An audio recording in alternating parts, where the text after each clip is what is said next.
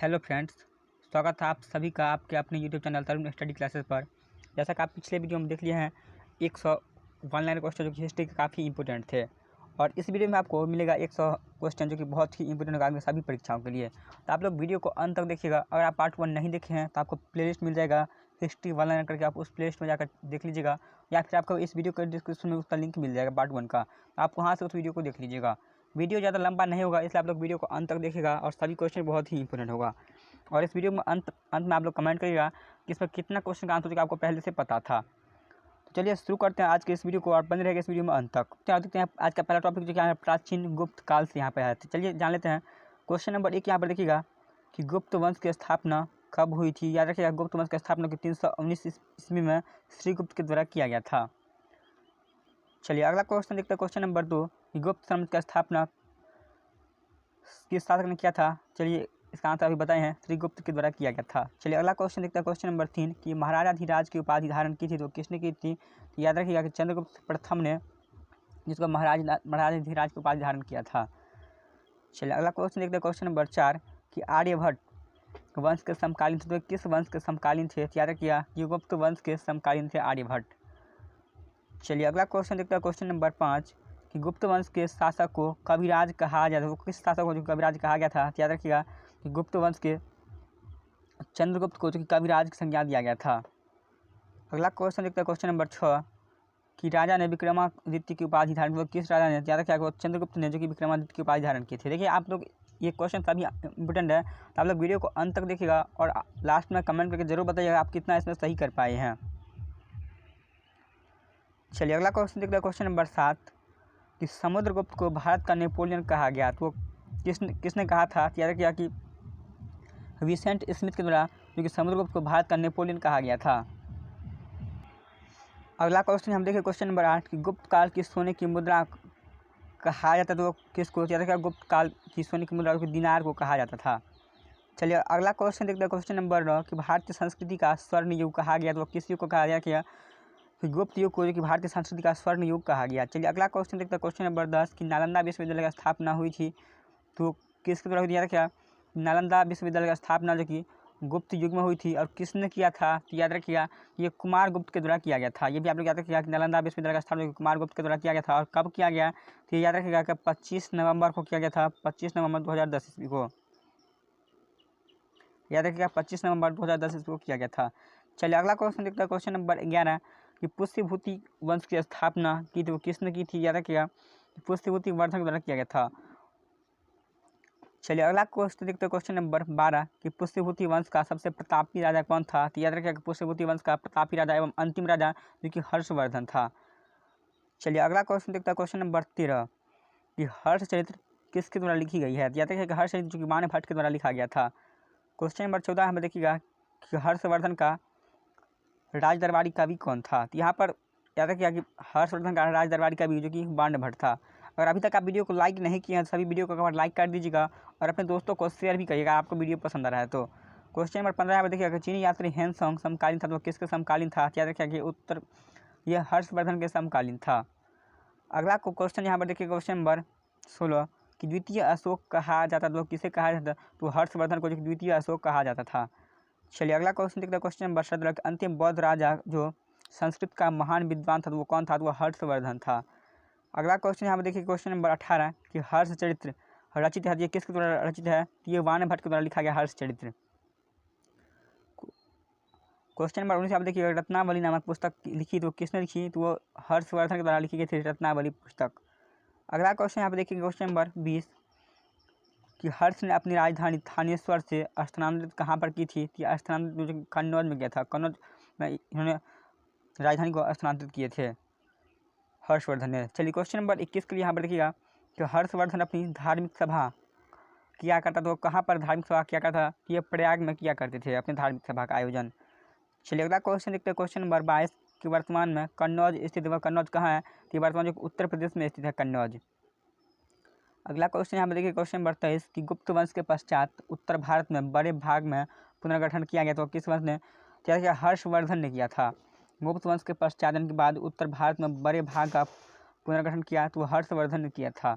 अगला क्वेश्चन यहाँ पर देखिए। क्वेश्चन नंबर 24 के हर्षवर्धन की राजधानी थानेश्वर वर्तमान में कहाँ पर स्थित है? तो याद रखिएगा वर्तमान में थानेश्वर जो कि हरियाणा राज्य में स्थित है। अगला क्वेश्चन यहाँ पर देखिए क्वेश्चन नंबर 25 कि कुंभ के मेले का शुभारंभ किया था किसने किया था? याद रखिएगा कि हर्षवर्धन किया था और कुंभ मेला जो कि प्रत्येक 12 वर्ष के अंतराल पर लगता है। चलिए अगला क्वेश्चन देखते हैं क्वेश्चन नंबर 26 कि कन्नौज स्थित है कहाँ पर स्थित है? तो ये उत्तर प्रदेश राज्य में स्थित है कन्नौज। अगला क्वेश्चन यहाँ पर देखिए क्वेश्चन नंबर 27 कि कवि बांड भट्ट निवासी था तो वो कहाँ निवासी थे? ये थानेश्वर के निवासी यानी कि हरियाणा के।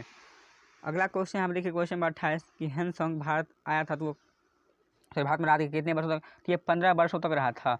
और याद रखिए हैंसोंग जो कि चीनी यात्री था और ये कब आया था? तो ये 614 ईस्वी में जो कि यहाँ पर भारत आया था और ये कब तक रहा था? ये 30 ईस्वी तक यानी कि 614 से 630 ईस्वी तक ये भारत में रहा था, यानी कि 15 साल टोटल ये रहा था भारत में और ये चीनी यात्री था। चलिए क्वेश्चन नंबर 29 यहाँ पर देखिएगा कि हर्ष की जीवनी किसने लिखी? तो याद रखिएगा हर्ष की जीवनी जो कि यानी कि हर्षवर्धन की जीवनी जो कि बाण भट्ट के द्वारा लिखा गया था।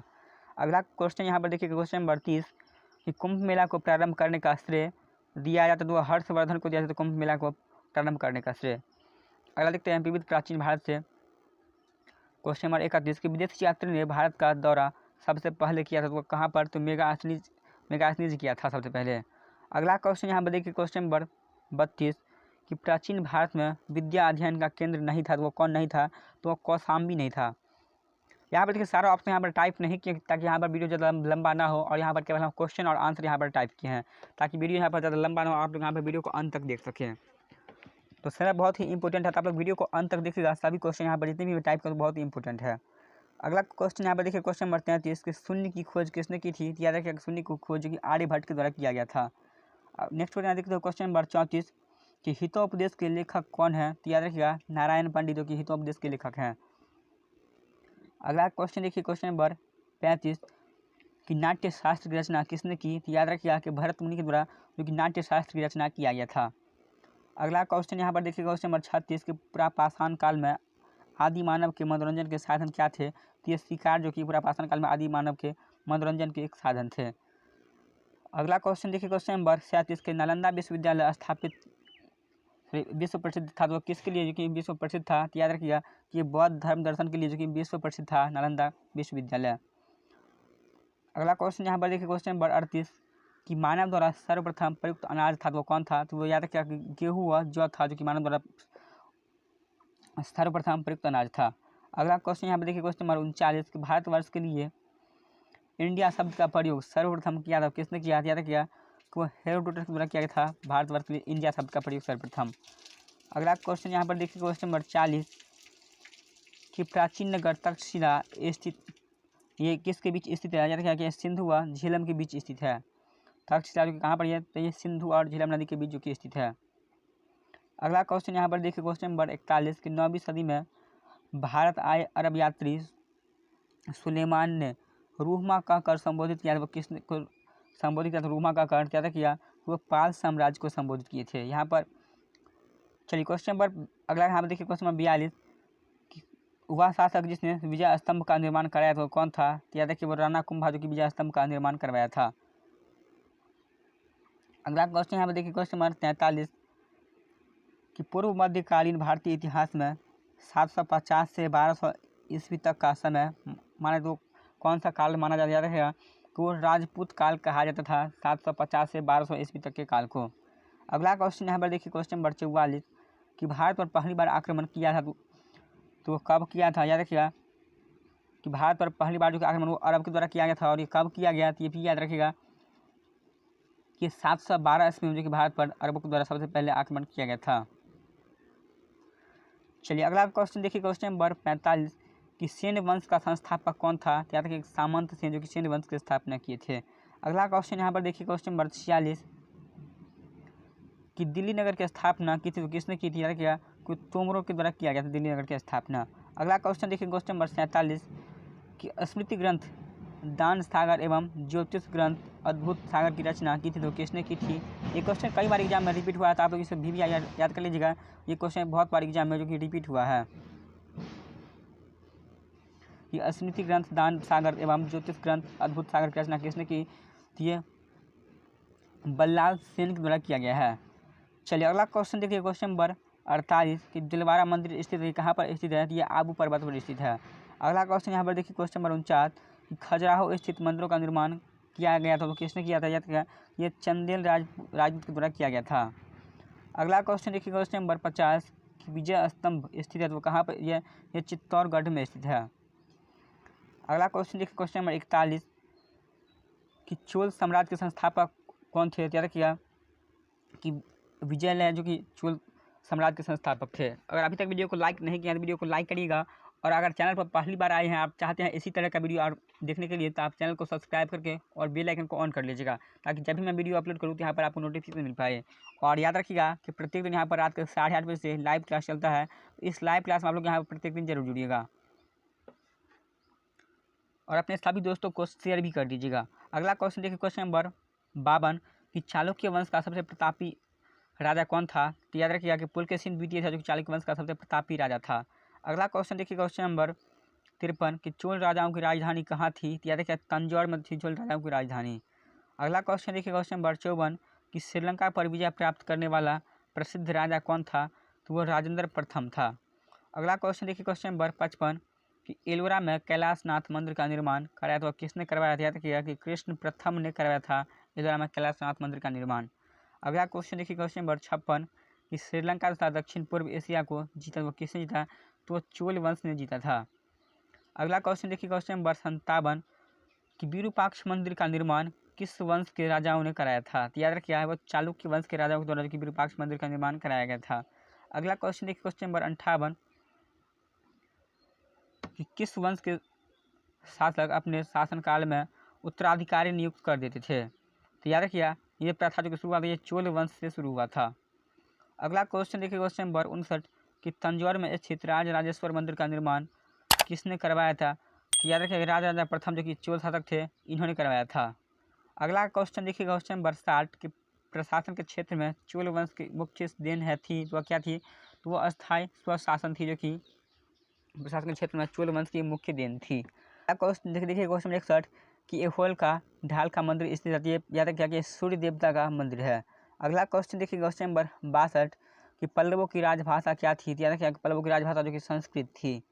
अगला क्वेश्चन देखते हैं क्वेश्चन नंबर 63 कि 12वीं सदी के राष्ट्रकूट वंश के 5 शिला लेख मिले थे, या किस राज्य में, तो ये कर्नाटक राज्य से मिले थे। अगला क्वेश्चन देखिए क्वेश्चन नंबर 64 कि चोल शासकों के समय बनी प्रतिमाओं में सबसे विख्यात प्रतिमा थी, तो याद रखिए आपको नटराज शिव की कांस्य प्रतिमा थी। अगला क्वेश्चन देखते हैं क्वेश्चन नंबर 65 कि चोल काल में निर्मित नटराज की कांस्य प्रतिमाओं के देवाकृति थी, याद रखिए वह चतुर्भुज थी।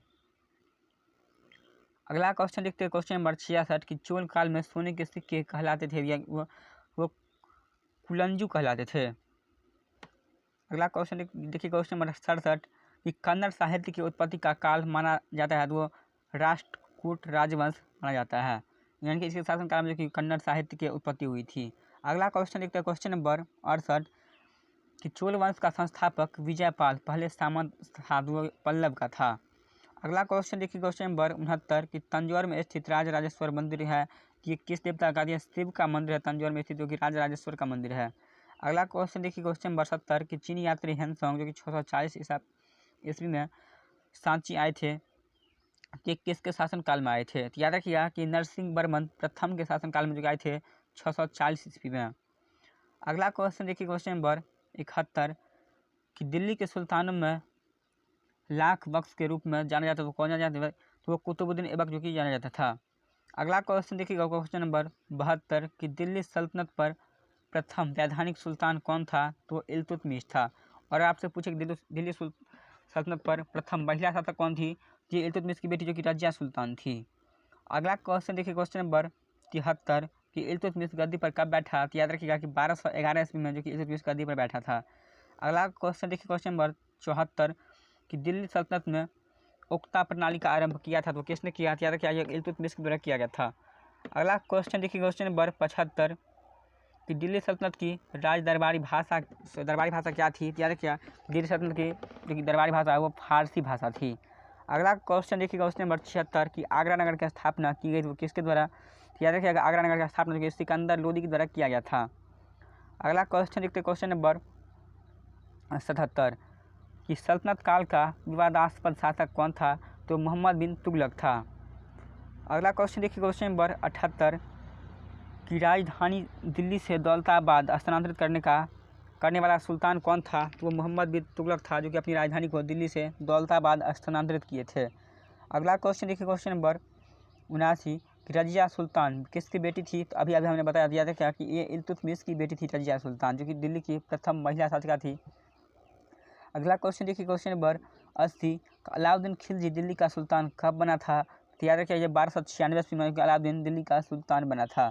अगला क्वेश्चन देखिए, क्वेश्चन नंबर 81 की विजयनगर साम्राज्य की स्थापना किसने की थी? तो याद रखिएगा कि विजयनगर साम्राज्य की स्थापना जो हरिहर एवं बुक्का दो भाई के द्वारा किया गया था। ये तुंग और भद्रा नदी के तट पर किया गया था। विजयनगर साम्राज्य की स्थापना जो कि 1336 ईस्वी में किया गया था। चलिए अगला क्वेश्चन देखते हैं, क्वेश्चन नंबर 82 कि विजयनगर साम्राज्य का महानतम शासक कौन था? तो याद रखिएगा कि विजयनगर साम्राज्य का महानतम शासक जो कि कृष्णदेव राय थे। अगला क्वेश्चन देखिए, क्वेश्चन नंबर 83 कि कृष्णदेव राय का संबंध था तो किससे? तो तुलु वंश से था कृष्णदेव राय का संबंध।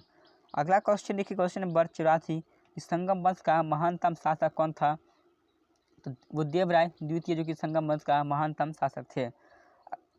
अगला क्वेश्चन देखिए, क्वेश्चन नंबर 85 कि विजयनगर साम्राज्य के शासक अनुयायी थे वो किसके अनुयायी थे? याद रखिए, वैष्णव धर्म के अनुयायी थे ये। अगला क्वेश्चन देखिए, क्वेश्चन नंबर 86 की विजयनगर नदी के तट पर, वह किस नदी के तट पर स्थित है? तो अभी हम कुछ पहले बताए हैं। याद रखिए कि विजयनगर जो कि तुंग और भद्रा नदी के तट पर स्थित है और हरिहर एवं बुक्का के द्वारा विजयनगर की स्थापना किया गया था। अगला क्वेश्चन देखिए, क्वेश्चन नंबर 87 कि एक राजा को हमेशा धर्म के अनुसार शासन करना चाहिए, यह कथन किसका है? याद रखिए, ये कृष्णदेव राय का कथन है कि एक राजा को हमेशा धर्म के अनुसार शासन करना चाहिए। अगला क्वेश्चन देखिए, क्वेश्चन नंबर 88 कि किस तुगलक शासन ने हरिहर एवं बुक्का को बंदी बनाया था दिल्ली लाया था? तो याद रखिए कि मोहम्मद बिन तुगलक, जो कि हरिहर एवं बुक्का दोनों भाइयों को बंदी बनाया था और दिल्ली लाया था। अगला क्वेश्चन देखिए, क्वेश्चन नंबर 89 कि विजयनगर का प्रथम शासक जिसने पुर्तगालियों के साथ संधि की थी तो कृष्णदेव राय थे, जिन्होंने पुर्तगालियों के साथ संधि किए थे।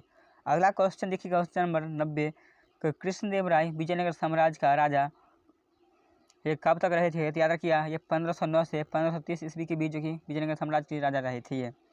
अगला क्वेश्चन देखते हैं, क्वेश्चन नंबर 91 कि भक्ति आंदोलन के आरंभिक प्रतिपादक कौन थे? तो याद रखिए रामानुज आचार्य, जो कि भक्ति आंदोलन के प्रारंभिक प्रतिपादक थे।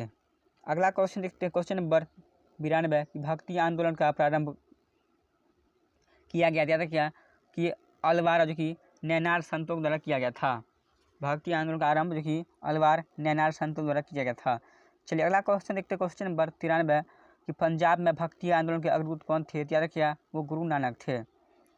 अगला क्वेश्चन देखते हैं, क्वेश्चन नंबर 94 कि मुगल शासक मोहम्मद शाह रंगीला संप्रदाय यानी कि किस संप्रदाय के अनुयायी थे? याद रखिए ये शिव संप्रदाय के अनुयायी थे।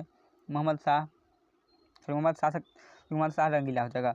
अगला क्वेश्चन देखते हैं, क्वेश्चन नंबर 95 कि कबीर के गुरु कौन थे? याद रखिए ये रामानंद, जो कि कबीर के गुरु थे।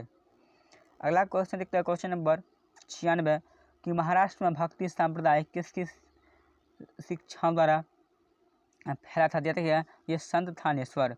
महाराष्ट्र में भक्ति संप्रदाय किसकी शिक्षाओं द्वारा फैला था? तो ये संत ज्ञानेश्वर की शिक्षाओं से फैला था।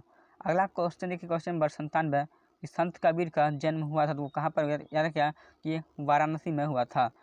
अगला क्वेश्चन देखते हैं, क्वेश्चन नंबर 98 कि चैतन्य महाप्रभु जुड़े थे, ये किससे जुड़े थे? याद रखिए ये गौड़ीय संप्रदाय से जुड़े थे। अगला क्वेश्चन देखते हैं, क्वेश्चन नंबर 99 कि भक्ति आंदोलन को दक्षिण भारत से लाकर उत्तर भारत तक प्रचलित करने का श्रेय दिया जाता था, तो ये आचार्य रामानंद को। अगला क्वेश्चन देखते हैं और ये अंतिम क्वेश्चन होगा कि भक्ति को दार्शनिक आधार प्रदान करने वाले प्रथम आचार्य कौन थे? तो वह आचार्य रामानुजाचार्य थे। तो यहाँ पर मैं उम्मीद करता हूँ कि ये सभी क्वेश्चन आपको बहुत ही पसंद आया होगा, और अगर आपको ये वीडियो पसंद आया है तो वीडियो को लाइक करिएगा, अपने सभी दोस्तों के पास शेयर भी करिएगा, और अगर इस चैनल पर पहली बार आए हैं तो चैनल को सब्सक्राइब करके और बेल आइकन को ऑन कर लीजिएगा, ताकि आपको प्रत्येक क्लास का नोटिफिकेशन मिल पाए। और यहाँ पर प्रत्येक दिन रात के 8:30 से लाइव क्लास चलता है, तो इस लाइव क्लास में आप लोग यहाँ पर जरूर जुड़िएगा। यहाँ पर सभी क्वेश्चन बहुत ही इंपॉर्टेंट जो कराया जाता है, तो आप लोग रोजाना यहाँ पर इस लाइव क्लास के साथ जुड़िए, और इस जुड़ने के लिए आप चैनल को सब्सक्राइब करके और बेल आइकन को ऑन करिए, ताकि आपको नोटिफिकेशन जो कि हर क्लास का मिल पाए। और आप यहाँ पर कमेंट करके ज़रूर बताइएगा कि इस वीडियो में आपका कितना यहाँ पर सही हुआ, यानी कि पहले से आपको कितने क्वेश्चन का आंसर जो कि पहले से पता था, ये कमेंट में ज़रूर लिखिएगा। और अगर आपको इसका नेक्स्ट पार्ट चाहिए जल्दी ही तो आप कमेंट करके बता दीजिएगा। मिलेंगे फिर किसी और वीडियो में, तब तक के लिए आप लोग अपना ख्याल रखिएगा।